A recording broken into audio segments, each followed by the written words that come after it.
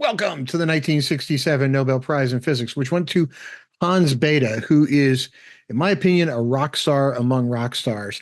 He did so much for the field of physics, it's just difficult to explain. He was a guy who was with us forever. He didn't pass away until 2005. He won the prize in 67 for work he did in 1938. One of his graduate students, one of his PhD students, was a guy named Freeman Dyson of the Dyson sphere. I mean, who really deserves his own video. He never did win the prize, but he was a very important scientist. Now, what did he win the prize for? He won for his contributions to the theory of nuclear reactions, especially his discoveries concerning the energy production in stars. He actually contributed to a lot of knowledge about nuclear reactions, and we'll get to more of that in a second. But think about this for a minute.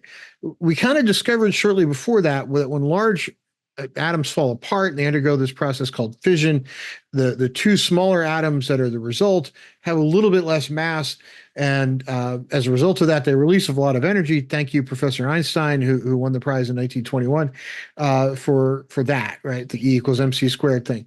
Now for the fun part. Remember, energy falling, atoms falling apart, two lighter ones, a little bit less mass.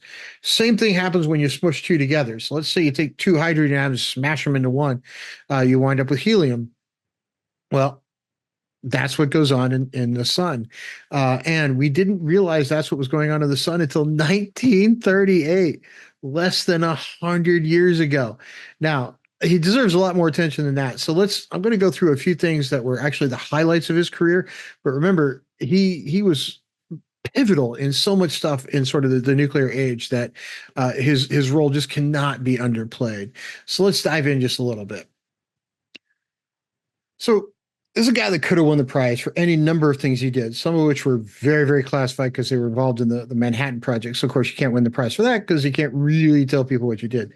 Now, he left his mark in astrophysics, quantum electrodynamics, solid state physics, nuclear physics. He was all over the place. He was one of the best mathematical physicists ever. Einstein used to look to him to say, "Hey, can you help? You know, can you?" He was one of those guys that even Einstein was like, "He's better than I am, right? He just knows the math." Einstein was great conceptually. He always had mathematicians around him who were better at the math than he was. Not to say Einstein wasn't a rock star in math, but he really was. But when you're dealing with math at this level, there's a very rare group of people that especially then could have played at this point. And Hans Bethe was one of that top 1% of the top 1% kind of guys. So I want to pull apart his contributions in a couple of ways into four separate sections because I think they really do kind of deserve a little bit of focus each. Now, first, in nuclear fusion, where he really won, this is where they awarded him the prize. His pioneering work on nuclear reactions, especially from his discovery in 1938, less than a freaking century ago, that he figured out that the sun is run by fusion. Now, if you look at this another way, that was just 23 years before George Clooney was born that we figured out that the sun was run by fusion. Not that long ago in the history of mankind, right? Think about it. There's people in Hollywood who are alive at that point. Mel Brooks was alive at that point. So you go down the list of people that are around, and you still got some that were alive before we figured out the sun was fusion was powering the sun. And if we weren't for him, we wouldn't understand that the sun can actually go for billions more years before we really have to worry about a problem, right? So it's got enough fuel in it to kind of keep going and going and going. And it's one of those processes that we want to study because if you can study it and understand it and replicate it here on Earth, we can get kind of clean energy forever because using hydrogen to run a fusion reaction and get helium, that's important stuff. But that's sort of just one facet of this guy. So, yeah, that's his work with the sun. Now let's dig into the rest of everything he did, which was equally just fascinating and important. The Manhattan Project and Los Alamos, his time there.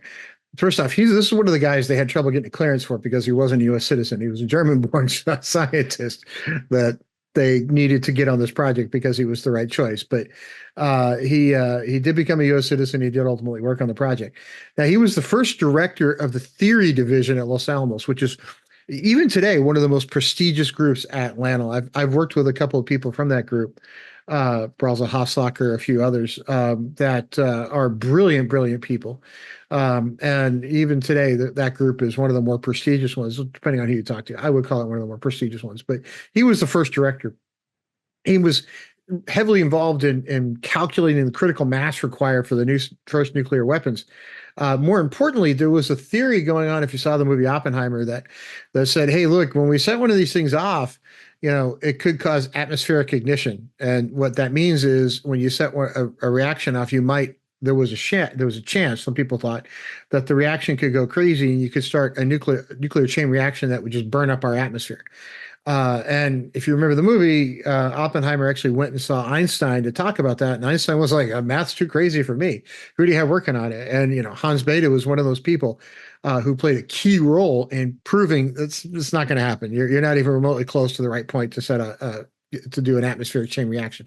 There was still not complete belief when they set the bomb off. It was like some very small percentage, but the movie got that part correct. But it is absolutely impossible to get atmospheric ignition, even with some of the larger fusion bombs. You can't do it. Now, after his work during World War II, he did a lot of other work that's deep he's in the scientific world, very highly technical stuff. But more than that, he did something that I think more scientists need to take the time to do, and myself included in this. I need to take a lot more time to do some of the other stuff he did. It was more public facing rather than just sit in your lab working on your stuff. He was very vocal about nuclear arms control. Remember, he didn't pass away until 2005. So he actually did play a voice in the scientific community to get some control on nuclear proliferation and kind of make sure it doesn't go too far. Now, whether or not that's going to continue to be possible or whether or not these things are going to get out, who knows? But it's difficult to predict the future. But I think scientists do need to be involved in making sure we find ways to make sure that the proliferation of these weapons is kept under control. And finally, he did something that is near and dear to my heart, and I think every scientist needs to do better at. He was concerned about the public perception of scientists. A lot of times scientists do get a bad rap, especially recently, because there's been a lot of disagreements on certain topic areas.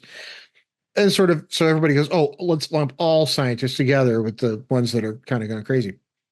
Now, he was well known for his sort of optimistic attitude and his emphasis on public responsibility of scientists.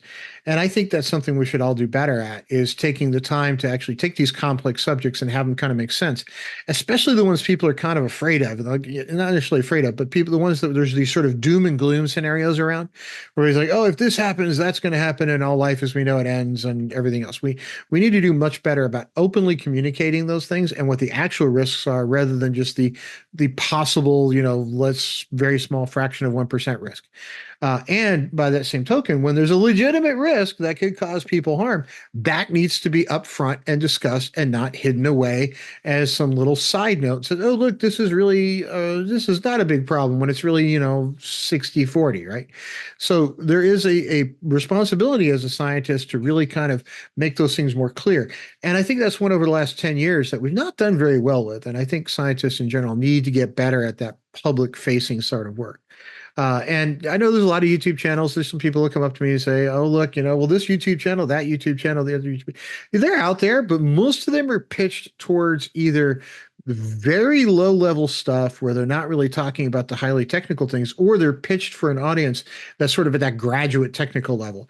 And I think that needs to be brought down to where it's sort of a public level. And I'm not saying the public can't understand science. I disagree with that.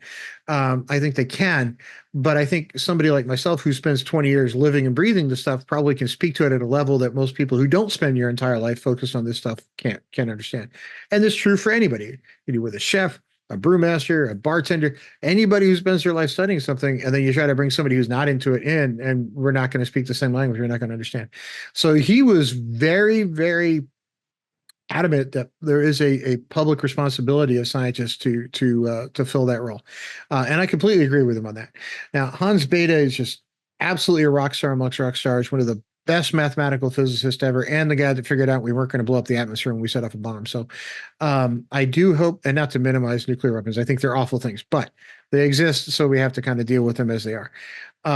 So I do hope you've learned a little bit here. I do hope you want to learn a little bit more about Hans Bethe. There's stuff all over the web about him. If you have questions, feel free to shoot them to me. I'll be happy to do another video on this particular guy, even if it's work that didn't have anything to do with his Nobel Prize. But he won the prize for proving that the sun is a star and all stars run on fusion and we're okay for a couple billion years. And that work was less than 100 years ago. I can't get over that. So I hope you've enjoyed. Don't forget to click like and subscribe. We'll see you on the next video.